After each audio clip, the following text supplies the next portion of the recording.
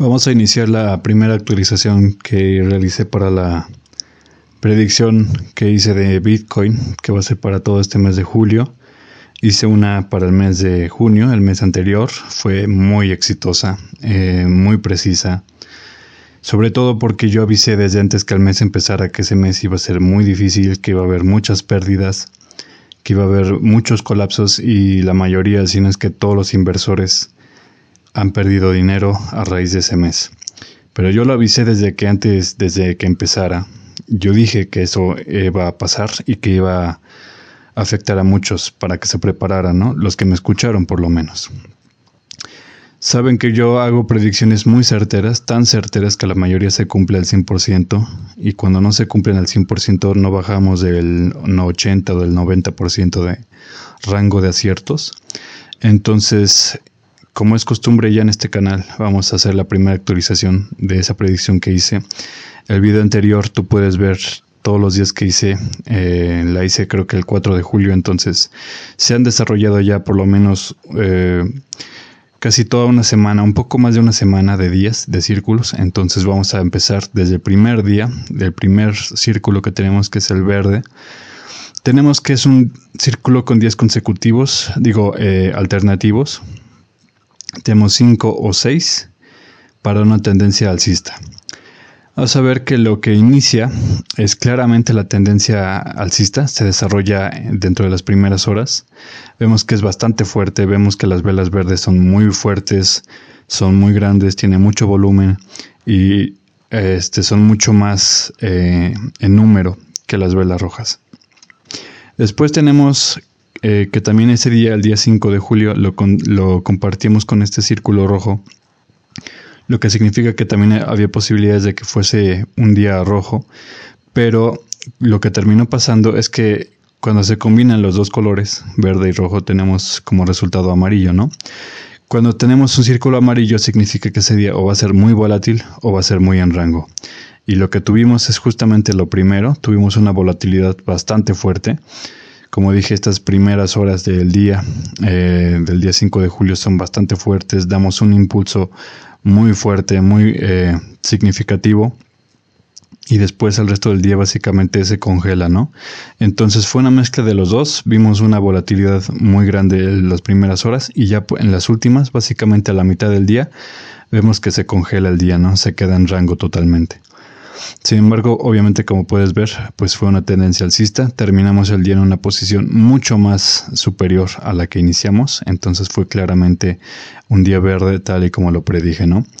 Sin embargo, vamos a ver también el día 6, porque también, aunque ya se cumplió para el día 5, el día 6 también fue un día alcista. Vemos que el día empieza justo aquí y termina alrededor de estas horas. Tiene una trayectoria similar a la del día anterior, simplemente aquí no tenemos esta gran volatilidad, un gran golpe hacia arriba. Eso no ocurre en el día 6 de julio. Lo que sí tenemos el día 6 de julio son mucho más rangos, mucho más horas de alguna forma donde no se desarrolla nada. Pero lo que sí vemos es de que en las últimas horas del día 6 de julio se empieza a desarrollar la tendencia para el día siguiente, ¿no? Y la tendencia del día siguiente, ya empezamos con los siguientes círculos, ¿no? Y vamos a ver el primero, que es el rojo, también es de días alternativos, 6 o 7 de julio, compartiendo el 7 con el círculo amarillo que también tenemos aquí. Entonces ya vimos que el día 6 fue efectivamente una tendencia alcista, quizá no tan grande ni tan volátil como la del día 5, pero al final del día fue alcista. Entonces esto ya lo descartamos del 6. Vamos a concentrarnos entonces únicamente en el día 7. Como dije, las últimas horas del día 6 de julio desarrollan la tendencia que va a seguir para el día 7. Y lo que ocurre es justamente una tendencia bajista ese día, bastante fuerte. Inicia con con rango, parece que es indiferente, pero al final del día se ve que es una tendencia alcista clara. O sea, estamos descendiendo ahí.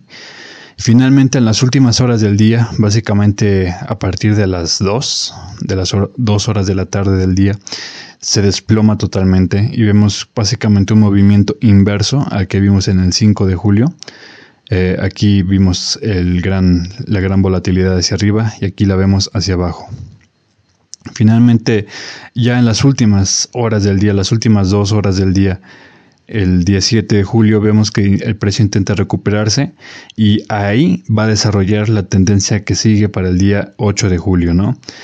Y justamente tenemos un solo círculo con un solo día, un día alcista claramente para ese día, y vamos a ver que es justamente lo que ocurre, amigos, es justamente lo que ocurre.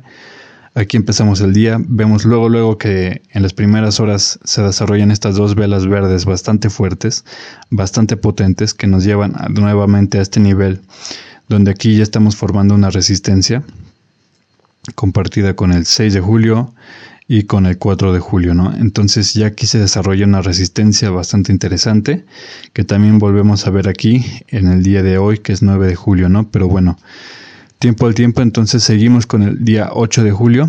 Vemos que se desarrolla, como dije, esa gran volatilidad hacia arriba. Sin embargo, después empieza a bajar y colapsa. Finalmente, ya después en las horas siguientes, vemos que el precio empieza a subir nuevamente hacia arriba de una forma constante, de una forma bastante segura, ¿no? A veces es mejor que las tendencias alcistas se desarrollen justo así, que no haya quizá tantas velas verdes fuertes, porque eso indica potencialmente volatilidad, ¿no? A veces es mejor que vaya paso a paso, aunque sea lento y que parezca que no es gran cosa, pero a veces es mejor para desarrollar tendencias alcistas a largo plazo, ¿no? Entonces, así terminamos el día 8 con una posición claramente superior a la cual iniciamos. Nuevamente una tendencia alcista confirmada, completamente correcta, tal cual lo había predicho yo. Y vamos a analizar por último el día de hoy, que es el día 9 de julio. Como dije, tenemos aquí un círculo rojo que tiene el 9 o 10, es decir, opción múltiple. Vemos que lo que ocurre el día 9 no es para nada una tendencia bajista, no es un día rojo el día 9, todo lo contrario, es un día alcista, sobre todo con esta volatilidad hacia arriba en las últimas horas del día de hoy. Vemos que se desarrolla, como dije, un nuevo punto para compartir con la resistencia que habíamos hablado anteriormente. Sin embargo, lo que ocurre mañana va a ser muy interesante, porque el día 10 es un día que compartimos también con el otro círculo, ¿no?